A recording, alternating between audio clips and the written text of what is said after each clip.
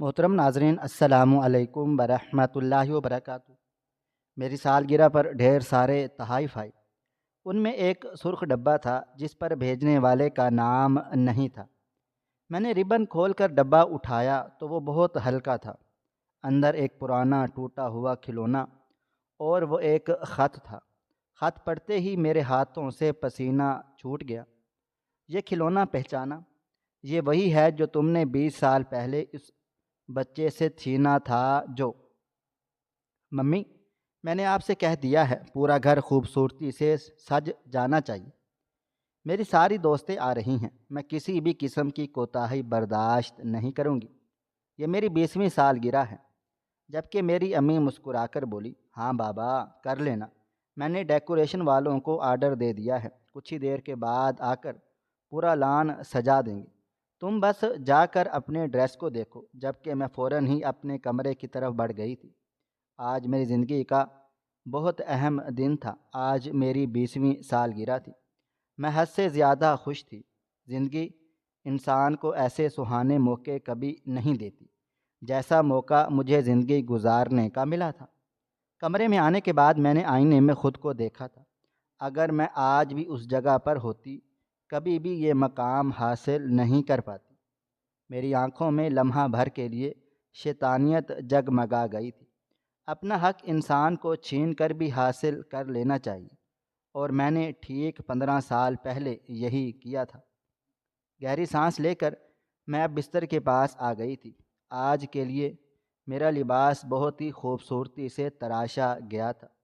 بستر پر بیٹھ کر میں نے اپنے لباس کو نکالنے لگی تھی۔ دل خوشی سے جھوم رہا تھا۔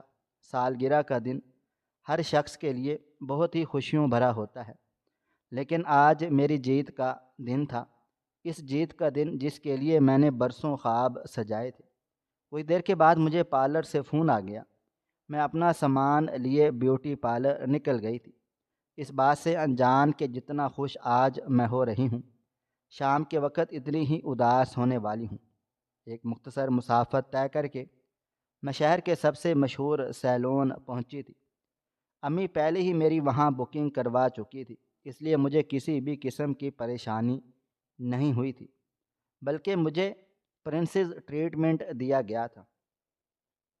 میں ایک کونے میں بیٹھ گئی تھی جہاں میرا مینیکیور پیڈیکیور کیا جا رہا تھا، بالوں کو بھی واش کیا جا رہا تھا۔ زندگی اتنی خوشنما لگ رہی تھی کہ آج میرا دل خوشی کے مارے خوب دھڑک رہا تھا۔ کافی دیر سے مجھے اپنے وجود پر کسی کی نظر محسوس ہو رہی تھی۔ اس سیلون میں سب سے امیر لڑکی میں ہی تھی۔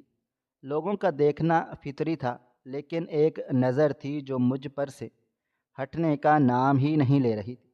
خدا تعالیٰ نے انسان میں اتنی قابلیت عطا کی ہے کہ وہ اپنے اوپر اٹھنے والی نگاہیں بھی پہچان لیتا ہے۔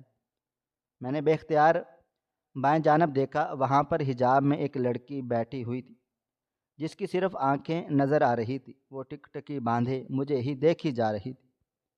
نہ جانے کیوں مجھے برقع پہننے والی لڑکیوں سے ایک عجیب سا خوف آتا تھا، ایک عجیب ڈر محسوس ہوتا تھا۔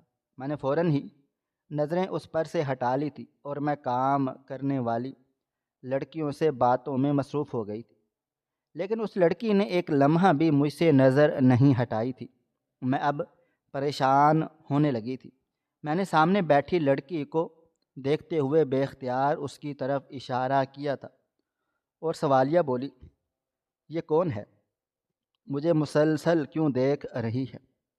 میری بات سن کر وہ بولی، اندھی ہے، یہ آپ کو نہیں دیکھ رہی، اس طرف متوجہ ہے، اس سیلون کی جو مالکن ہے ان کی بیٹی ہے، یہ روز آتی ہے، ہم سب پر نظر رکھتی ہے تاکہ ہم کام میں کوئی غلطی نہ کریں۔ اب میں یہ نہیں سمجھ پاتی، جب یہ اندھی ہے تو پھر نظر کیسے رکھے گی؟ اس نے کہہ کر اچانک ہی مذاق اڑایا تھا۔ جبکہ میں نے بے اختیار اس کی طرف دیکھا، وہ مجھے کہیں سے بھی اندھی نہیں لگ رہی تھی۔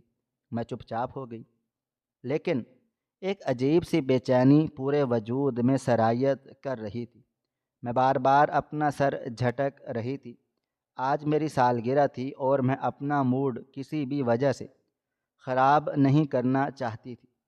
میں نے ہر چیز کو نظر انداز کر دیا تھا، اور اب اپنا دھیان میک اپ کی جانب موڑ چکی تھی، لیکن انسان تھی، دھیان بار بار میرا اس لڑکی کی طرف ہی جا رہا تھا۔ وہ جہاں میں جاتی اسی طرف نظریں گھما رہی تھی۔ یہی وجہ تھی کہ اب مجھے گھبراہٹ ہونے لگ گئی تھی۔ میں نے اب ایک دوسری لڑکی کو اس کی طرف اشارہ کر کے اپنی پریشانی بتائی تھی، جبکہ اس نے بھی مجھے یہی بولا تھا کہ وہ آنکھوں سے نابینا ہے، آپ کو پریشان نہ ہوں۔ وہ آپ کو نہیں، بس حرکتوں کو محسوس کر کے اپنا سر ادھر ادھر گھماتی رہتی ہے، آپ بس اپنے میک اپ پر دھیان دیں۔ اگر اتنا زیادہ سوچیں گی تو چہرے پر رنکلز آ جائیں گے۔ میں چپ چاپ ہو گئی۔ آج کے دن میں نے سب سے خوبصورت لگنا تھا، میری ڈھیروں ڈھیر دوستیں آ رہی تھیں۔ میں نے کافی ساری لڑکیوں کو اس لیے مدعو کیا تھا کہ سب کو دکھا سکوں میرے ماں باپ نے مجھ پر کتنا پیسہ لگایا ہے۔ بابا سے میں نے وعدہ لیا تھا کہ آج آپ مجھے آئی فون گفٹ کریں گے۔ امی سے میں نے کروم بک کا وعدہ لیا تھا۔ سب کے سامنے میں جان بوجھ کر ایسے تحائف لینا چاہتی تھی کہ میرا سب کے درمیان نام اونچا ہو جائے، اس بات سے بے خبر کہ آج نام نہیں، میری پوری زندگی ہی تباہ و برباد ہو جائے گی۔ میک اپ آرٹسٹ اپنا کام کرنا شروع ہو گئے تھے۔ میں نے اب مکمل طور پر اس برقع والی لڑکی کو نظر انداز کر دیا تھا۔ میں اس طرف دھیان دینا ہی نہیں چاہتی تھی۔ اگر دھیان دیتی تو مزید پریشانیاں میرے لیے ہی کھڑی ہوتیں۔ وقت کی رفتار دھیرے دھیرے آگے بڑھتی جا رہی تھی۔ ان لوگوں نے 3 گھنٹے میں مجھے انگوٹھے کے ناخن سے لے کر سر کے بال تک تبدیل کر دیا تھا۔ اتنی خوبصورتی سے سنوارا تھا کہ میں دنگ رہ گئی تھی۔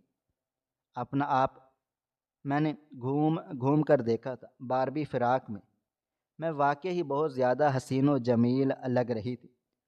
میں اب مین انٹرسٹ پر آ گئی تھی۔ امی نے گاڑی بھیج دی تھی، مجھے بس اس میں سوار ہو کر گھر کے لیے نکلنا تھا۔ بار بار ان کا فون بھی آ رہا تھا کہ مہمان آنا شروع ہو گئے ہیں، تمہاری کافی فرینڈز وغیرہ بھی آ گئی ہیں، تم آ جاؤ، سب تمہارا پوچھ رہے ہیں۔ لیکن یہاں سے نکلنا بہت مشکل تھا۔ میں اپنا گاؤن سنبھالے ایک طرف کھڑی ہوئی تھی جب ایک بار پھر مجھے اپنے وجود پر نظروں کی تپش محسوس ہوئی۔ میں نے سر اٹھا کر دیکھا، اوپر پہلی منظر پر وہی لڑکی حجاب پہنے مجھے ٹکٹکی باندھے دیکھ رہی تھی۔ میرا سانس بند ہو گیا تھا۔ اتنی شدت سے میرا دل دھڑکا تھا کہ ایک لمحے کے لیے مجھے ایسا محسوس ہوا کہ اچھل کر حلق میں آ جائے گا۔ یہ لڑکی مجھے اتنا کیوں دیکھ رہی تھی؟ آخر اس کا مسئلہ کیا تھا؟ یہ بات میری سمجھ سے مکمل طور پر بالاتر تھی۔ میرے ہاتھ پاؤں ٹھنڈے پڑنا شروع ہو گئے تھے۔ میں نے ہڑبڑی میں امی جان کو فون لگا دیا تھا، انہوں نے پہلی بیل ہی پر اٹھا لی تھی۔ میں گھبراہٹ میں بولی، گاڑی کہاں تک پہنچی ہے؟ میں گھر کب پہنچوں گی؟ باہر کھڑی ہوئی ہوں، گاؤن سنبھالے۔ میری امی بولی، گاڑی پہنچ گئی ہے، اگر باہر نہیں ہو تو جلدی سے چلی جاؤ، ڈرائیور انتظار کر رہا ہے۔ ان کی بات سن کر میں نے دل میں شکر ادا کیا تھا اور فون کاٹ کر باہر آ گئی تھی۔ سامنے ہی گاڑی کھڑی ہوئی تھی، میں فوراً اس میں بیٹھ گئی تھی۔ گاؤن اتنی آسانی سے کوئی سنبھال نہیں سکتا، لیکن اس وقت میں اتنی گھبراہٹ میں مبتلا تھی کہ مجھے کسی بھی چیز کی فکر نہیں تھی۔ اگر فکر تھی تو صرف اس بات کی کہ بس خیر و عافیت سے میں گھر پہنچ جاؤں۔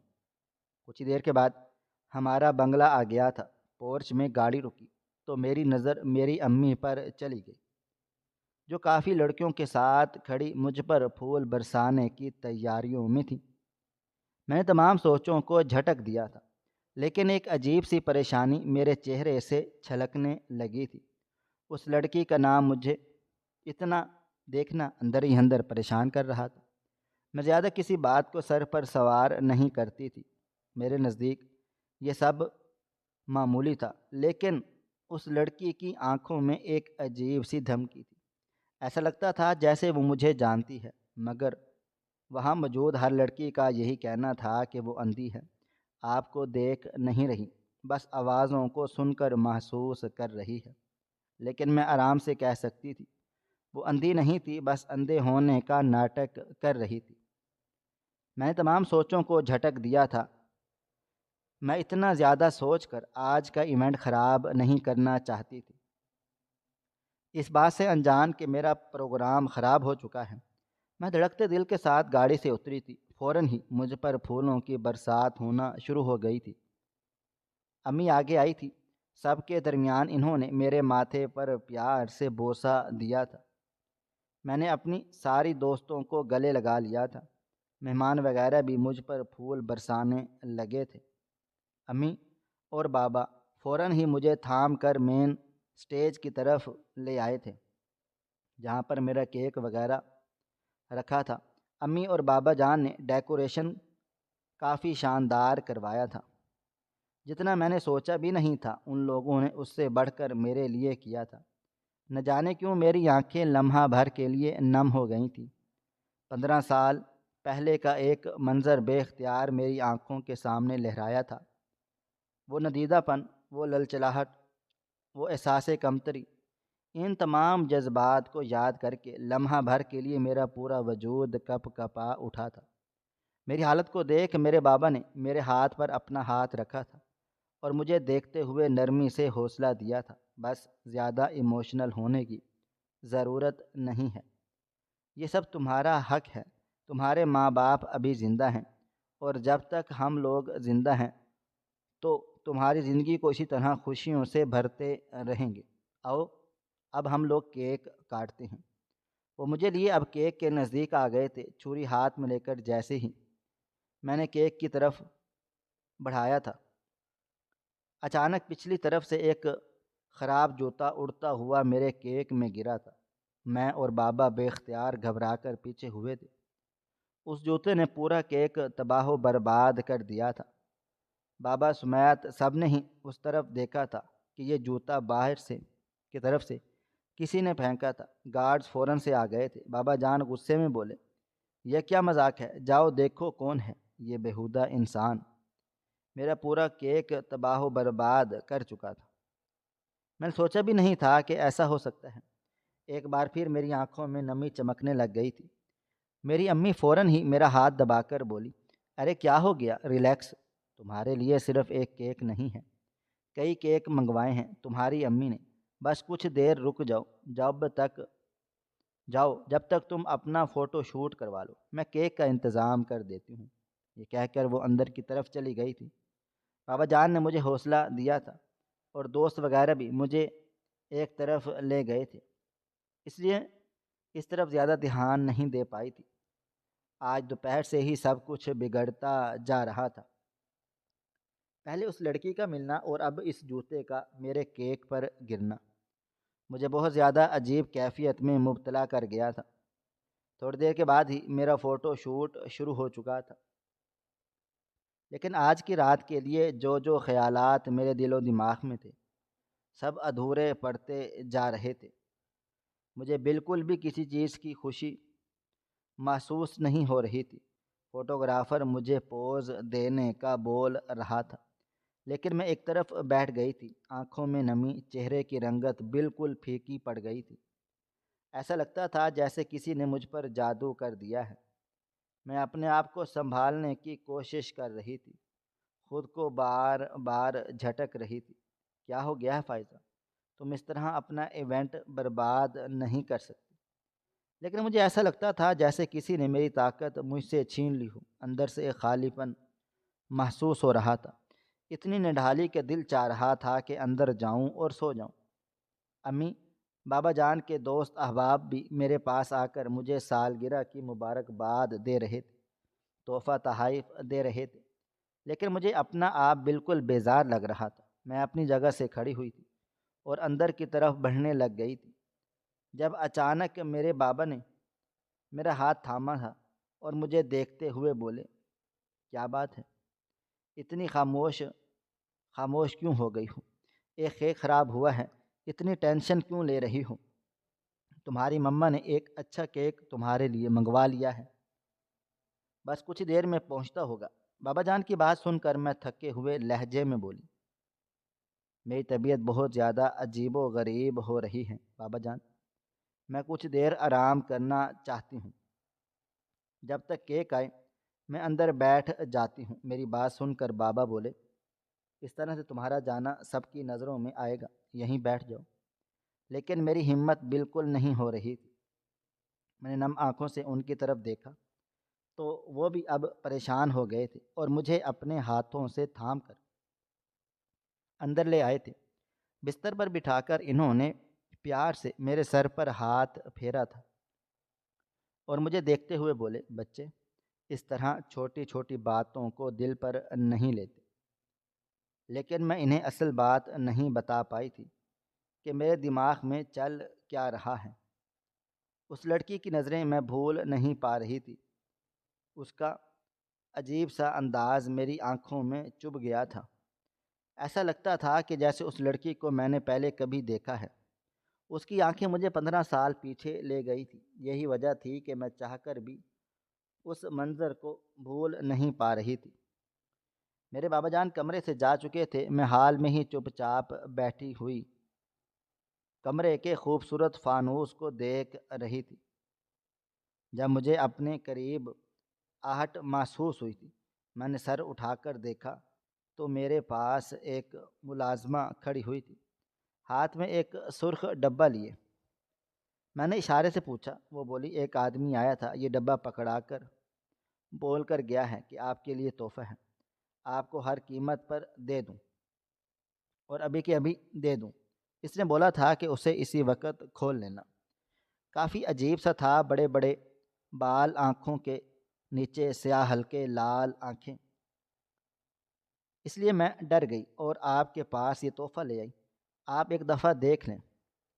اس ملازمہ کی بات سن کر میں نے تحفہ ہاتھ میں لیا تھا اور اوپر نیچے ہر طرف سے میں نے اس تحفے کو گھما کر دیکھا تھا، لیکن بھیجنے والے نے اپنا نام وہاں پر نہیں لکھا تھا۔ ملازمہ کو اشارے سے میں باہر بھیج چکی تھی۔ میں نے ربن کھولی، ڈبہ کافی ہلکا معلوم ہو رہا تھا۔ جو بھی تحفہ تھا یا بہت قیمتی تھا یا بہت معمولی۔ میں نے ریپر ہٹا کر جیسے ہی ڈبہ کھولا، لمحے بھر کے لیے میرا پورا وجود کپ کپا اٹھا تھا۔ میں نے خواب میں بھی نہیں تصور کیا تھا کہ مجھے واقعی آج کے دن 15 سال پیچھے جانا پڑے گا۔ میں نے کپ کپاتے ہاتھوں سے ڈبے میں رکھا ہوا کھلونا باہر نکالا تھا۔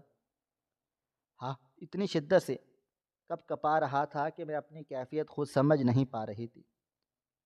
اس ٹوٹے ہوئے کھلونے سے جو زندگی جڑی ہوئی تھی، اسے میں چاہ کر بھی ان 15 سالوں میں بھول نہیں پائی تھی۔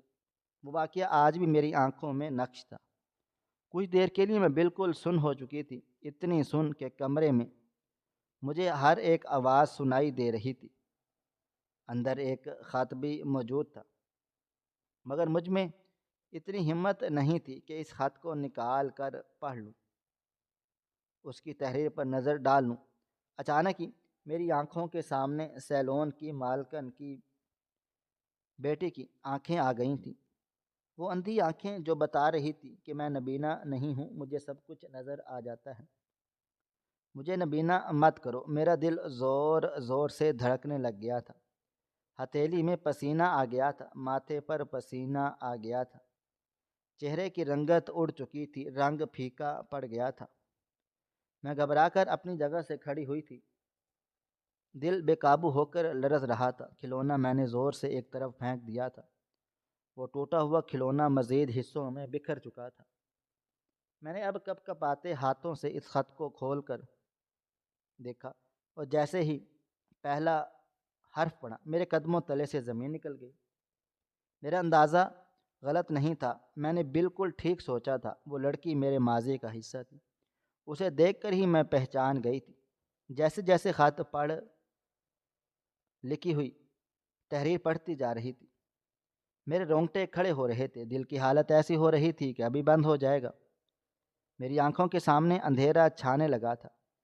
میں ابھی کچھ سمجھ پاتی اسی پل سامنے سے مجھے میری امی آتی ہوئی نظر آئی تھی۔ میں نے فوراً سے خط بند کر دیا تھا۔ وہ میرے قریب آئی تھی اور مجھے دیکھتے ہوئے بولی، تمہارے بابا بتا رہے ہیں تمہاری طبیعت خراب ہو گئی ہے، کیا ہوا؟ میں فوراً سر نفی میں ہلا کر بولی، کیک آ گیا ہے، باہر چلیں۔ انہوں نے سر ہاں میں ہلایا تو میں فوراً ہی اس خط کو موڑ تروڑ کر دوسری طرف پھینک چکی تھی اور ان کے ہمراہ باہر آ گئی تھی، اس بات سے انجان کہ میری زندگی کا یہ راز جو میں نے 15 سالوں سے اپنے دل میں دفن نہ رکھا ہے وہ کس طرح دنیا کے سامنے عیاں ہونے والا ہے۔ وہ مجھے لے کر سٹیج کے پاس آ گئی تھی۔ امی بابا کے ہمراہ میں نے کیک کاٹا تھا۔ یہ کیک پہلے کیک کی نسبت اور زیادہ خوبصورت تھا۔ امی جان نے جان بوجھ کر اچھا کیک منگایا تھا کہ میرا دل بالکل بھی اداس نہ ہو، لیکن میرے چہرے کی رنگت پھیکی پڑ گئی تھی۔ اس خط کو دیکھنے کے بعد میں چاہ کر بھی خوش نہیں ہو سکتی تھی۔ ایسا لگتا تھا جیسے میری پوری زندگی اجاڑ ہو چکی ہو۔ سب لوگ اب مجھے تحفے دے رہے تھے، کچھ پہلے دے چکے تھے، کچھ اب دے رہے تھے۔ کچھ لوگوں نے دعائیں کی تھی، کچھ نے پیسے دیے تھے، لیکن میری نظریں اندر کی طرف جمی ہوئی تھی۔ اس کاغذ نے میرے سر سے پاؤں تک مکمل طور پر تبدیل کر دیا تھا۔ میں نے سوچا تھا کہ میں حد سے زیادہ غرور کروں گی، اپنی ایک ایک دوست کو اپنی زندگی کی آسائش کے بارے میں بتاؤں گی، لیکن میں بالکل سن ہو چکی تھی۔ امی بابا نے مجھے تحفے میں میری فرمائش کی چیزیں دی تھیں، لیکن میرا دل ان کو تھامنے کا بھی نہیں کر رہا تھا۔ تقریباً رات 10 بجے تک میری پارٹی ختم کر دی گئی تھی، کیونکہ میری طبیعت دھیرے دھیرے بگڑتی جا رہی تھی۔ تقریباً 11 بجے میں کپڑے وغیرہ تبدیل کر کے اپنے کمرے میں سہم کر بیٹھی ہوئی تھی۔ گھٹنوں کو سینے سے لگایا ہوا تھا، آنکھیں نم تھیں۔ 15 سال پہلے کا وہ دن میں کسی قیمت پر بھول نہیں سکتی تھی۔ وہ لمحہ میری آنکھوں میں نقش تھا۔ میں نے فوراً ہی اپنی بھیگی ہوئی آنکھیں صاف کی تھی اور اپنے آپ کو دلاسا دیا تھا، یہ سب میرا نصیب ہے۔ وہ کون ہوتی ہے 15 سال بعد آ کر میری زندگی کو تباہ و برباد کرنے والی؟ وہ اس راز کو کبھی دنیا کے سامنے نہیں بتائے گی، وہ ایسی نہیں ہے۔ میں بار بار خود کو سمجھا رہی تھی، لیکن دل ماننے کو تیار نہیں تھا۔ ایک 5 سال کی بچی اکثر اپنی یادداشت کے مطابق پرانا بھول جاتی ہے، لیکن مجھے ایک ایک چیز اچھے طریقے سے یاد تھی۔ ابھی میں اپنے خیالوں میں گم سم ہی تھی جب میرا موبائل فون بجنے لگا تھا۔ میں نے موبائل کی طرف دیکھا، سامنے سے ایک انجان نمبر تھا۔ میں نے دھڑکتے دل کے ساتھ فون ریسیو کر لیا۔ ابھی میں ہیلو کہتی جب ایک مردانہ آواز میرے کان کے پردے سے ٹکرائی تھی۔ کسی کا حق چھین لینا آسان نہیں ہوتا۔ کہتے ہیں اگر آپ کے نصیب میں آدھی روٹی ہے اور آپ نے سامنے موجود شخص سے آدھی روٹی چھین کر کھا لی تو وہ آدھی روٹی الٹی کے ذریعے بھی باہر کو آ سکتی ہے۔ تم نے جو کیا تھا اس کا انجام تمہیں معلوم، اب ہر قیمت پر بھگتنا ہوگا۔ میں نے فوراً موبائل فون بند کر دیا۔ پورا بدن اتنی شدت سے کپ کپایا تھا کہ میں اپنی جگہ سے کھڑی ہو گئی تھی۔ خوف کے مارے میرا پورا وجود پسینے سے بھیگ گیا تھا۔ دسمبر کی ٹھنڈ انسان کا خون جما دیتی ہے، لیکن میں اس وقت بالکل بے جان ہو رہی تھی۔ میں فوراً واش روم آئی تھی اور شاور کھول کر اس کے نیچے کھڑی ہو گئی تھی۔ ٹھنڈے ہونے کے باعث میں نے گیزر بھی آن نہیں کیا تھا۔ ٹھٹھرتی ہوئی سردی میں ٹھنڈا پانی میرے وجود کو مزید نچوڑ رہا تھا، لیکن مجھے کوئی فرق نہیں پڑ رہا تھا، بلکہ ایسا لگتا تھا جیسے کوئی میرے اندر کے بھرے ہوئے زخموں کو مرہم دے رہا ہے۔ یہ 15 سال میں نے بہت خوشی خوشی گزارے تھے۔ میں ماضی کا ہر لمحہ بھول گئی تھی، جیسے کچھ یاد بھی نہیں تھا مجھے، لیکن اب سب کچھ دھیرے دھیرے یاد آ رہا تھا۔ ایک ایک بات، ایک ایک دن جو میں نے اس جگہ گزارا تھا۔ میں نے گہری سانس لی تھی اور کمرے میں واپس آئی تھی، لیکن اگلا لمحہ مزید ڈرا دینے والا تھا۔ میری امی سامنے ہی صوفے پر بیٹھی ہوئی تھی۔ مجھے ایسی حالت میں دیکھ کر وہ فوراً سے اٹھ کھڑی ہو گئی تھی اور گھبرا کر بولی، یہ کیا حال بنایا ہوا ہے تم نے؟ سردی دیکھی ہے، پاگل ہو گئی ہوں۔ انہیں اپنے سامنے دیکھنے کی مجھے بالکل بھی امید نہ تھی۔ میں نے فوراً ہی تولیہ سر پر رکھ کر بولی، گھبراہٹ ہو رہی تھی اس لیے نہا لیا۔ وہ بولی، اتنے ٹھنڈے پانی سے کیا ہوا ہے تمہیں؟ تمہارے بابا جان بھی اتنے پریشان ہو رہے ہیں۔ تم نے اپنی آج کی پوری پارٹی اتنی بری طرح انجوائے کی ہے کہ میں پہلے تمہارے لیے کپڑے نکالتی ہوں، یہ گیلے کپڑے تبدیل کروا لو۔ امی الماری کی طرف بڑھ گئی تھی۔ میرا دل مچل رہا تھا، انہیں اصل بات بتا دوں، انہیں سب بتا دوں کہ جسے آپ پیار کرتی ہیں میں وہ نہیں ہوں، بلکہ میں ایک دھوکہ ہوں، ایک فریب ہوں۔ لیکن میں نے اپنی زبان نہیں کھولی تھی۔ میں اتنی بڑی پاگل نہیں تھی کہ اپنی ہنستی کھیلتی زندگی کو تباہ و برباد کر لوں۔ کچھ دیر تک میں وہیں کھڑی رہی تھی۔ امی میرے لیے کپڑے لے آئی تھی۔ واش روم جا کر میں نے کپڑے تبدیل کر لیے تھے اور خود کو سمجھا بھی لیا تھا کہ خود پر قابو پاؤ ورنہ سب کچھ ریت کی مانند پھسل جائے گا اور تم پھر ایک بار اسی مقام پر کھڑی ہوگی جہاں سے سب کچھ شروع ہوا تھا۔ میں اب خود کو سنبھال کر باہر آ گئی تھی۔ امی پریشانی سے کھڑی ہوئی تھی۔ انہیں دیکھتے ہی میں نے گہری سانس لی تھی اور انہیں تسلی دی تھی کہ میں ٹھیک ہوں۔ وہ بار بار مجھ سے پوچھے جا رہی تھی، تمہیں ہوا کیا ہے؟ مجھے ایک دفعہ بتاؤ میری بچی، کوئی بات چیت ہے؟ کچھ چاہیے ہے؟ تم اپنی ماں سے بولو۔ لیکن میں چاہ کر بھی کچھ بول نہ پائی تھی۔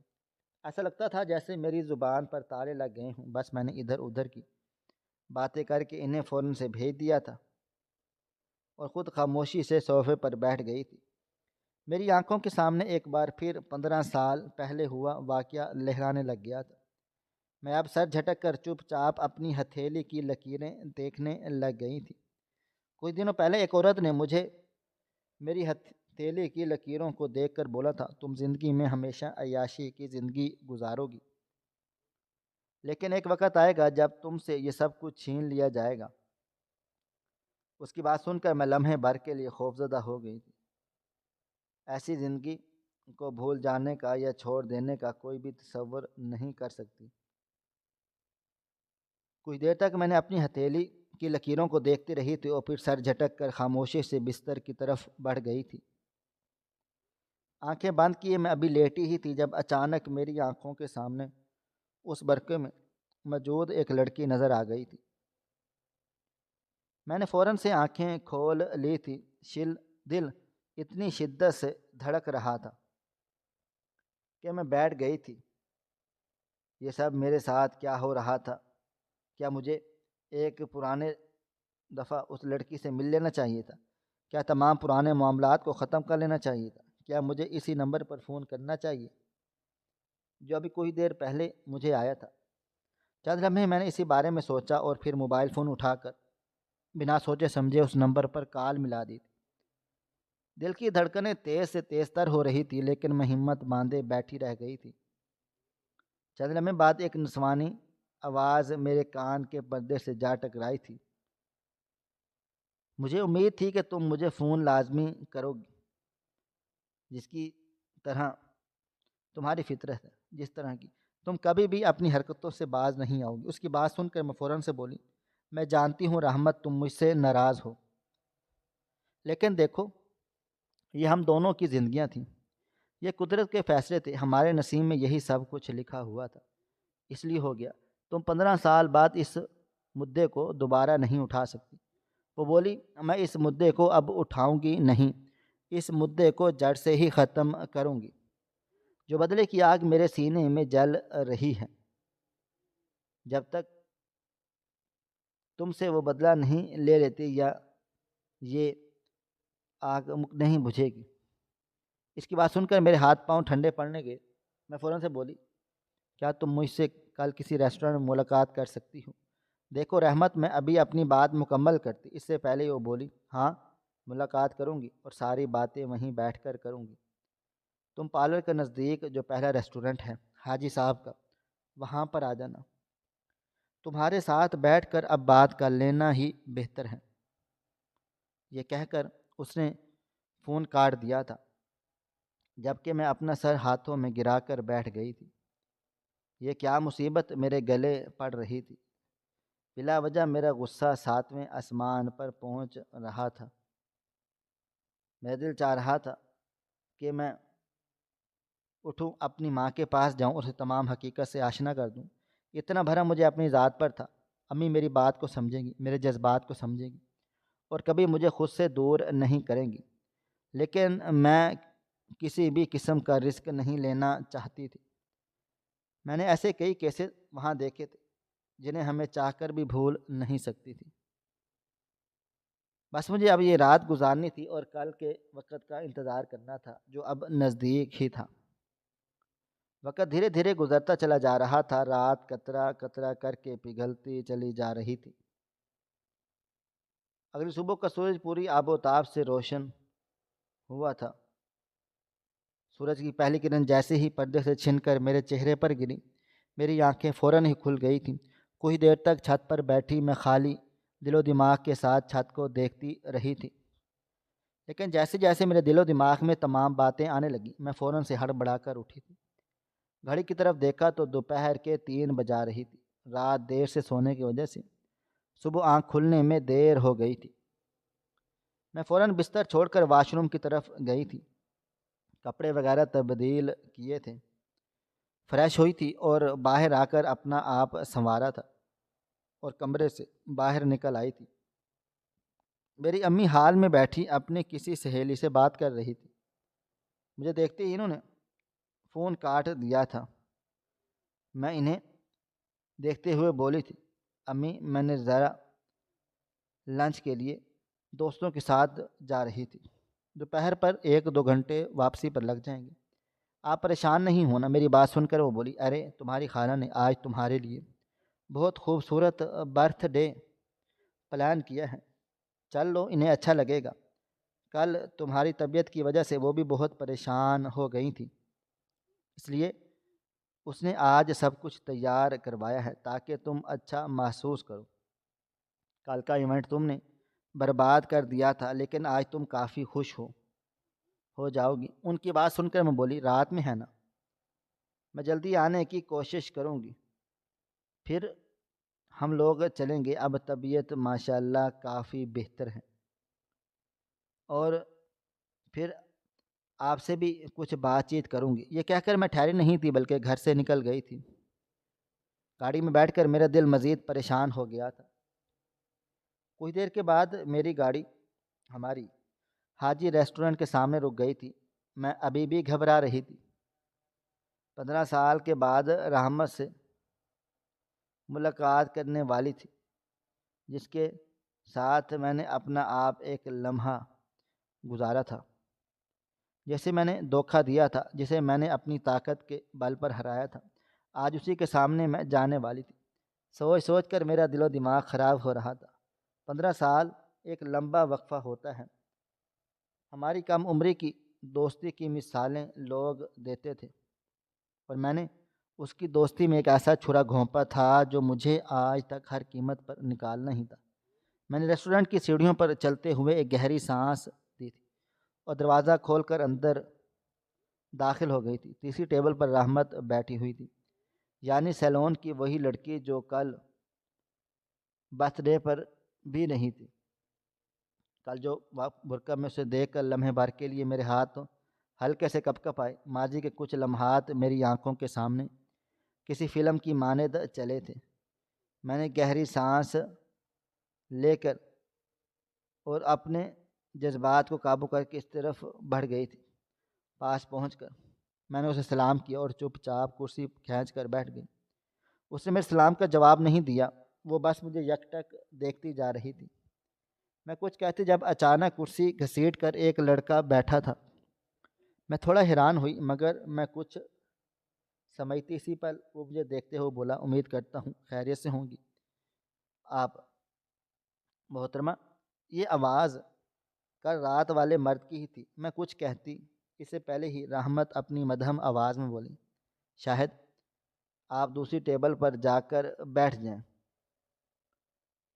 مجھے اکیلے میں اس سے کچھ باتیں کرنی ہیں۔ وہ بولا، نہیں، اس کے جیسے کے ساتھ تمہیں اکیلا نہیں چھوڑ سکتا، میں تمہارے ساتھ ہی بیٹھوں گا۔ اس کی بات سن کر میرے چہرے کے عضلات تن گئے تھے۔ غصے کے مارے میں نے مٹھیاں سختی سے بند کر لی تھی اور رحمت کو دیکھتے ہوئے بولی، اس کو ٹیبل سے اٹھاؤ ورنہ میں یہاں سے جا رہی ہوں۔ میں نے تمہاری کوئی بات نہیں سنوں گی۔ میری بات سن کر رحمت نے ایک دفعہ پھر مجھے دیکھا تھا اور اشارے سے جانے کا بولا تو وہ اٹھ کر چلا گیا تھا۔ اس کے چلے جانے کے بعد میں نے رحمت کو دیکھتے ہوئے بولی، سلون میں موجود ہر لڑکی یہی کہہ رہی تھی کہ تم اندھی ہو، تمہیں کچھ بھی نظر نہیں آتا، مگر تم تو سب کچھ دیکھ سکتی ہو۔ یہ بات مجھے محسوس ہو رہی ہے۔ وہاں پر تمہاری بینائی بالکل ٹھیک ٹھاک تھی، کیا تم جھوٹ بول رہی ہو؟ میری بات سن کر وہ نم لہجے میں بولی، 15 سال سے ایک ایسی ہی زندگی گزار رہی ہوں، صرف تمہاری وجہ سے۔ آج جس جگہ تم بیٹھی ہو مجھے بیٹھنا چاہیے تھا، لیکن تم نے میرا سب کچھ تباہ و برباد کر دیا۔ خدا تمہیں کبھی معاف نہیں کرے گا۔ تمہیں کیا لگتا ہے تم اتنی عیاشی بھری زندگی گزارتی رہو گی اور تمہیں کوئی پوچھنے والا نہیں ہوگا؟ تمہیں پتہ ہے جو مجھے ملنا تھا وہ تمہیں ملا ہے، اور اب میں چپ نہیں رہوں گی۔ میں تمہاری پوری فیملی کو بتاؤں گی کہ تم نے 5 سال کے مرد میں عمر میں کتنا بڑا گناہ تھا۔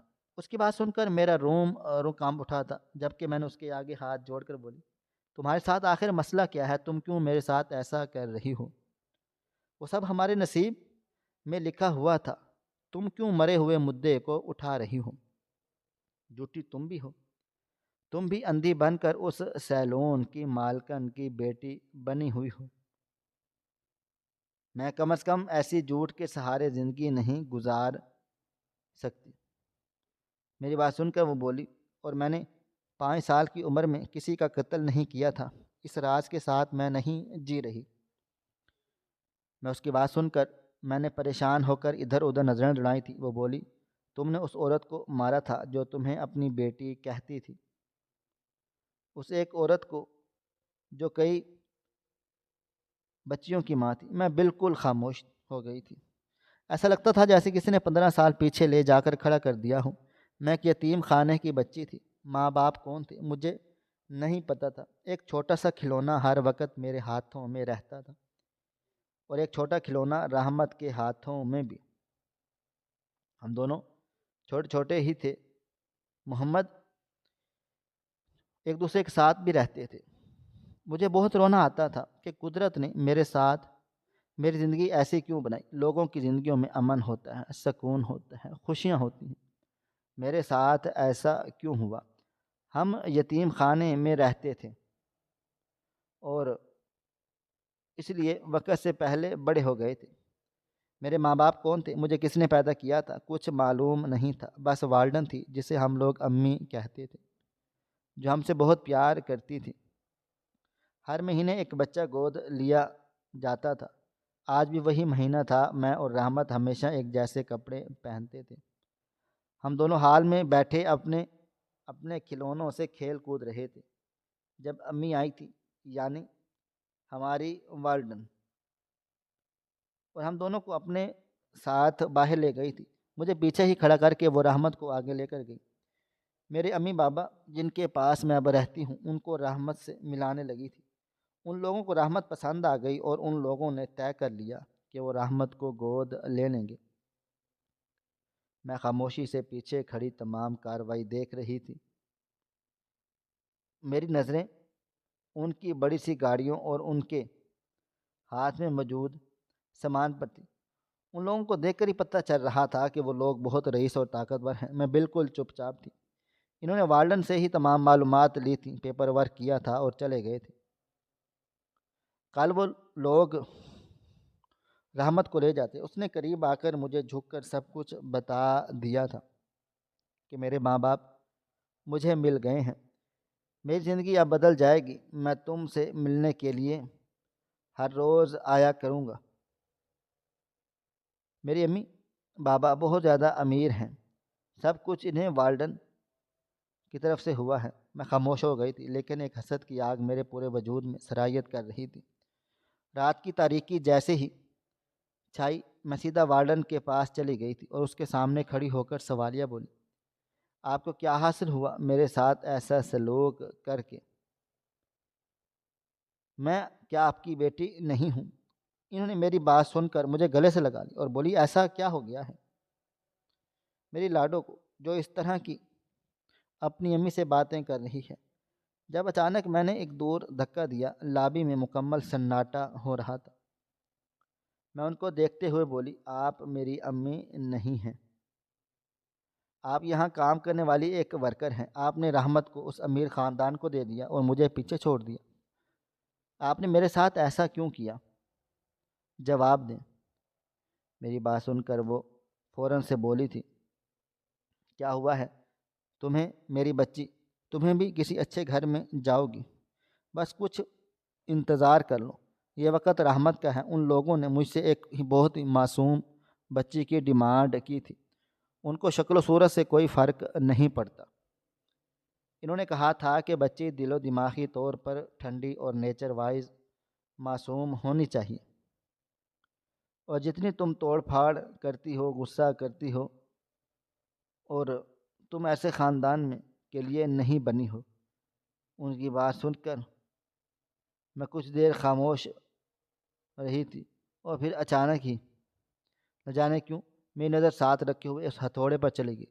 میں نے ایک نظر دائیں جانب دیکھا، دوسری نظر بائیں جانب، اور اچانک اس ہتھوڑے کو اٹھا کر میں نے بنا سوچے سمجھے وارڈن کے سر پر مار دیا، اور اسے وہیں دھکا دے بھاگ کر اندر آ گئی تھی۔ تھوڑی دیر کے بعد ان کی موت کا اعلان پورے یتیم خانے میں ہو گیا تھا۔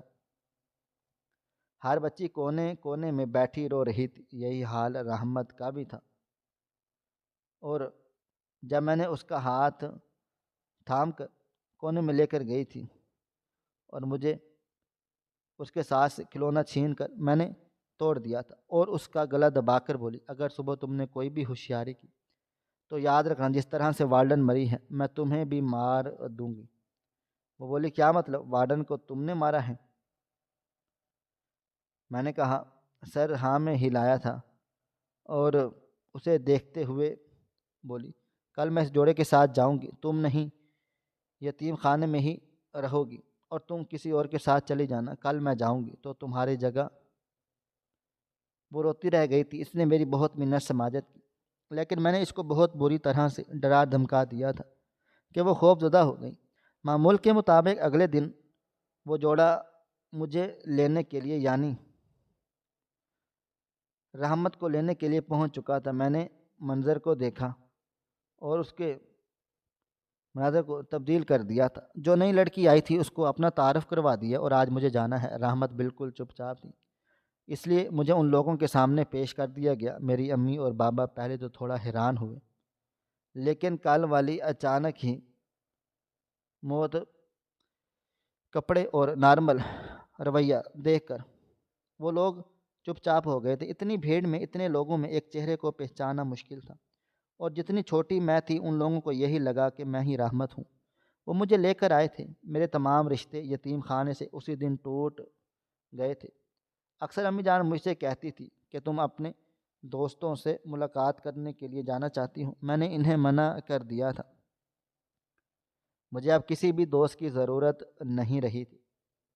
مجھے ایک عیش والی زندگی چاہیے تھی جو مجھے مل چکی تھی، لیکن مگر اب تو 15 سال بعد اس نے مجھ سے دوبارہ رابطہ کیا تھا۔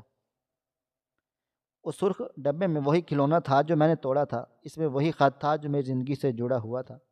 اس تحریر میں یہی لکھا تھا، میں لوٹ آئی ہوں، میں اپنا حق تم سے چھیننے کے لیے آئی ہوں، میں تم سے تمہاری زندگی چھیننے آئی ہوں، میں وارڈن کا بدلہ تم سے لینے آئی ہوں، میں نے اپنے گناہوں کا بدلہ لینے بھی آؤں۔ میں اپنے خیالوں میں گمسم تھی جب رحمت مجھے دیکھتے ہوئے بولی، تمہاری وجہ سے میں چلاک بن گئی۔ تمہارے چلے جانے کے بعد ایک عورت آئی تھی جس نے کہا تھا کہ اسے ایک اندھی بچی چاہیے، اور میں تمہاری وجہ سے اندھی بن گئی، اور آج ایک امیر زندگی گزارنے کے لیے اندھی ہونے کا ناٹک کر رہی ہوں۔ میں نے اسے خوب معافیاں مانگی، اسے بہت زیادہ قسمیں دیں کہ خدا کے لیے میری زندگی تباہ و برباد مت کرو، مگر وہ چلی گئی۔ مجھے کچھ سمجھ نہیں آ رہا تھا کہ میں کیا کروں۔ میں گھر واپس آ گئی تھی ٹوٹے بکھرے حال میں، مگر جیسے ہی میں داخل ہوئی اگلا لمحہ میرے لیے موت کے جیسا تھا۔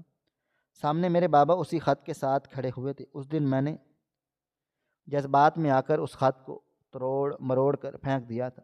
یہی میری زندگی کی سب سے بڑی غلطی ثابت ہوئی تھی۔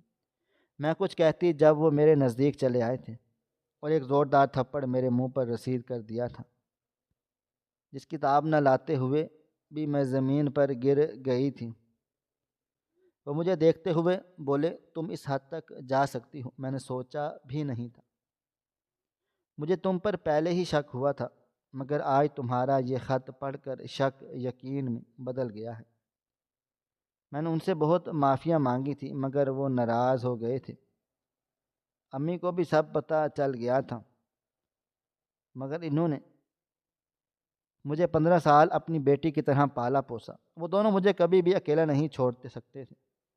انہوں نے رحمت سے ملاقات کی تھی، اس سے معافی مانگی تھی اور میرے لیے بھیک۔ رحمت بہت زیادہ مایوس ہو گئی تھی۔ اس کا ارادہ مجھے پھنسانے کا تھا، مگر میرے ماں باپ کی تڑپ دیکھ کر اس نے مجھے معاف کر دیا تھا۔ امی بابا نے کئی عرصے تک مجھ سے کوئی بات چیت نہ کی تھی۔ ان کی کوئی اولاد نہ تھی اور نہ ہی وہ اولاد پیدا کر سکتے تھے، اور مجھ جیسی محبت انہیں تھی ہی نہیں۔ ایسی محبت کسی اور سے نہیں ہو سکتی تھی۔ کچھ عرصے بعد انہوں نے مجھے معاف کر دیا اور میں نے اپنے آپ کو خوب سزا دی تھی۔ میں اب ایک مختلف انسان ہوں۔ زندگی کے 15 سال میں نے اپنے آپ کو بہت سنوار لیا تھا، تبدیل کر لیا۔ اب میں ایسی انسان ہوں جو دوسروں کے لیے فائدہ مند ثابت ہوتی ہوں۔ میں نے رحمت سے بات کی کہ اس کو سمجھایا جائے کہ تم بھی اپنا سچ اپنے گھر والوں کو بتا دو، مگر وہ خاموش ہو گئی تھی کہ کہیں نہ کہیں اس کے دل میں ڈر تھا۔ وہ میری طرح بہادر نہیں تھی، اور شاید اس معاملے میں بھی بہادر نہیں بن پائی۔ میں نے اپنی پوری زندگی میں صرف ایک سبق سیکھا ہے کہ زندگی میں کتنا ہی آپ بڑا گناہ کر لیں اور اس کو چھپاتے رہیں، ایک نہ ایک دن ایسا وقت ضرور آتا ہے کہ آپ کا گناہ خود ہی ابھر کر سامنے آ جاتا ہے۔ اور میں جب بھی اس وقت کو سوچتی ہوں تو میرا دل تڑپ اٹھتا ہے، لیکن جو ہونا تھا سو ہو چکا ہے۔ ناظرین، آپ کو ہماری آج کی کہانی کیسی لگی؟ کومنٹ باکس میں اپنی رائے کا اظہار کریں۔ خواہش صرف اتنی ہے کہ کچھ الفاظ لکھوں جیسے کوئی گمراہی کے راستے پہ جاتے جاتے رک جائے، اور نہ بھی رکے تو سوچ میں ضرور پڑ جائے۔ پیارے دوستو، امید کرتا ہوں کہ آپ کو یہ ہماری کہانی پسند آئی ہوگی۔ کہانی پسند آئی ہو تو ویڈیو کو لائک کریں، کومنٹس کریں، شیئر کرنا بالکل بھی نہ بھولیں۔ اور ہاں، اگر آپ لوگ اس چینل پر نئے ہیں تو ہمارے چینل ہریرہ انفو کو سبسکرائب ضرور کر لیں اور نوٹیفیکیشن کو ضرور دبا دیں تاکہ آنے والی کہانی سب سے پہلے آپ کو مل سکے۔ ملتے ہیں کل ایک نئی اور دلچسپ کہانی کے ساتھ۔ تب تک اپنا ڈھیر سارا خیال رکھیے گا۔ اللہ حافظ۔